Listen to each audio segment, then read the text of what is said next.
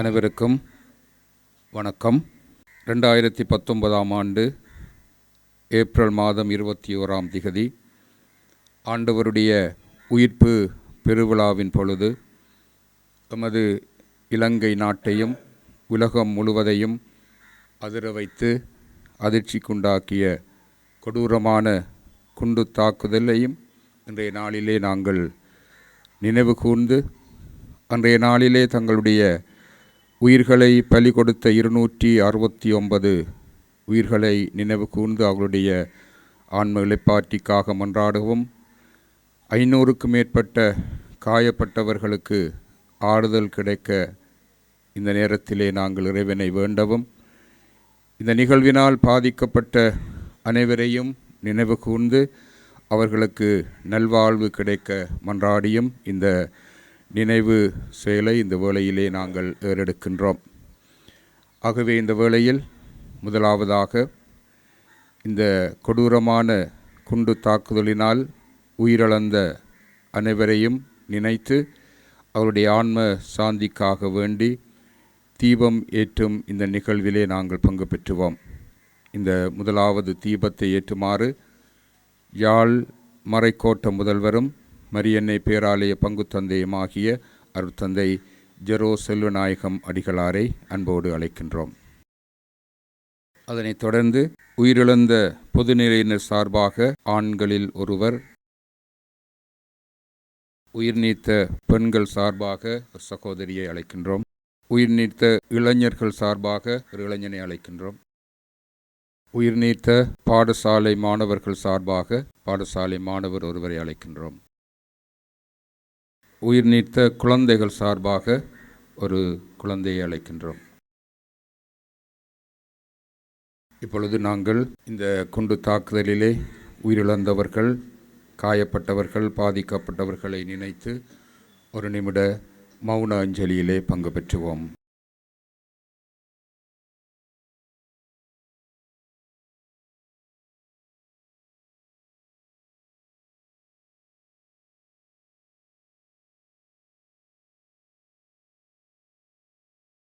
நன்றி. இப்பொழுது ஆரம்ப சுபத்தை சொல்லுமாறு அருட்தந்தை ரமேஷ் அடிகளாரை அழைக்கின்றேன்.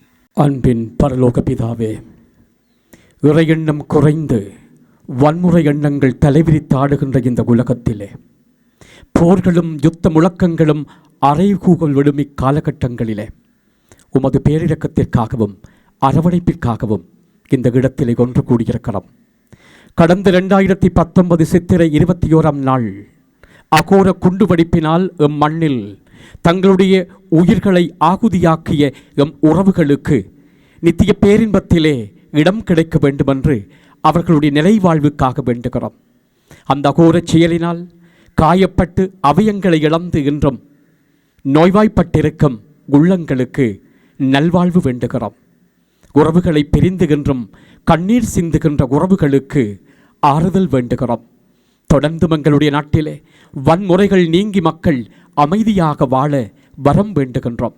உலகம் முழுவதும் இடம்பெறுகின்ற யுத்தங்களும், சிந்தப்படும் இரத்தங்களும், இழக்கப்படும் உயிர்களும், நடைபெறுகின்ற இழப்புகளும் தணிந்து மக்கள் அமைதியையும் வாழ்வையும் பெற உம் திருமகனும் எங்கள் ஆண்டவருமாகிய கிறிஸ்து வழியாக உம்மை மன்றாடுகின்றோம்.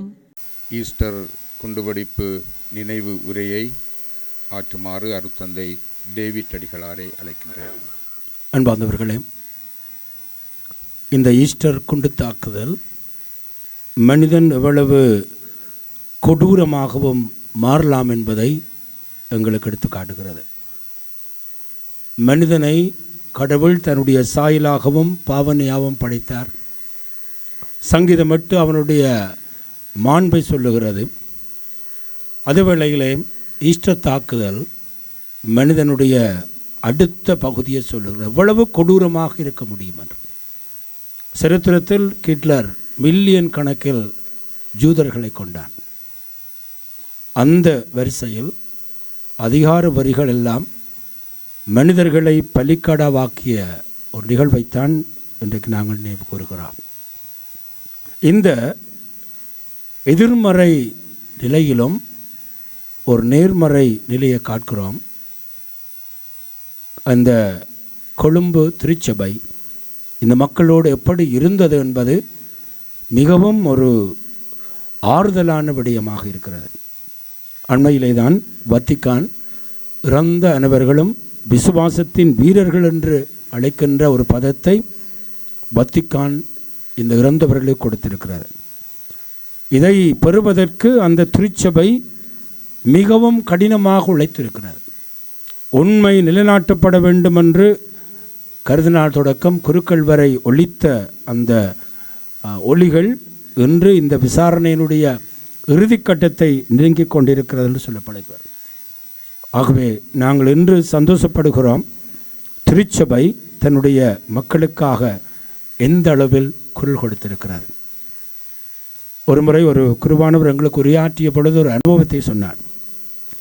இந்த காயப்பட்டவர்களை கருதினாள் தலைமையில் திருத்தந்தையை சந்தித்து அங்கிருக்கின்ற யாத்திரை ஸ்தலங்களை கொண்டு போவதற்கு பெரிய விமானங்கள் எல்லாம் ஒழுங்கு செய்து கொண்டு போனார்கள்.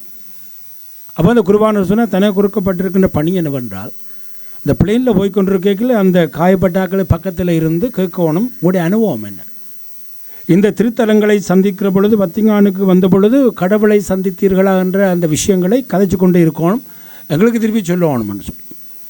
அப்போ எல்லாம் முடிஞ்சு வந்த பிற்பாடு அவர்கள் கேட்டார்களாம், என்னத்தை அவர்கள் சொன்னார்கள்.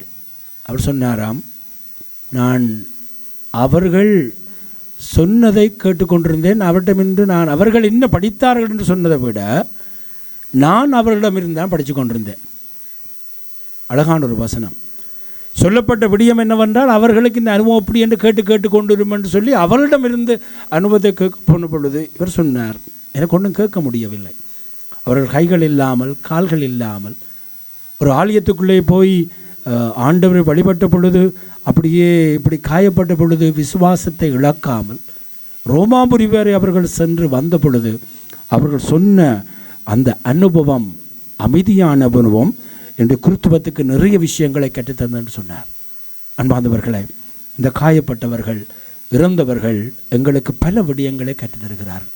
சில நாங்களே ஒருவராக இருந்திருக்க முடியாது, சில விசுவாசத்தை இழந்திருப்போம்.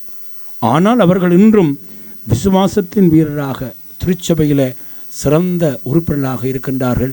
ஆண்டவருக்கு நன்றி கூறுகிறோம். சிறப்பாக 2ஆம் வத்திக்கான் சங்கம் சொல்லுகிறது, இன்றைய உலகில் திருச்சபையில் மக்களுடைய கவலை என்னவோ, வேதனை என்னவோ, எதிர்பார்ப்பு என்னவோ, அதுதான் திருச்சபையினுடைய எதிர்பார்ப்பாக இருக்க வேண்டும். அதை கொழும்பு திருச்சபை மிக அழகாக செய்திருக்கிறார்.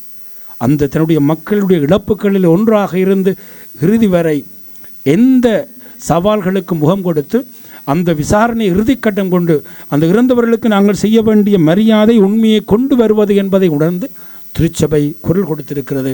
அவர்களுக்கு ஆறுதலாக இருக்கிறது என்று அவர்களை கொண்டு போய் விசுவாசத்தின் வீரர்கள் என்று அகில உலக திருச்சபை சொல்லுகின்ற அளவுக்கு உயர்த்தி இருக்கிறது. இது திருச்சபையினுடைய மகிமையாக இருக்கிறது.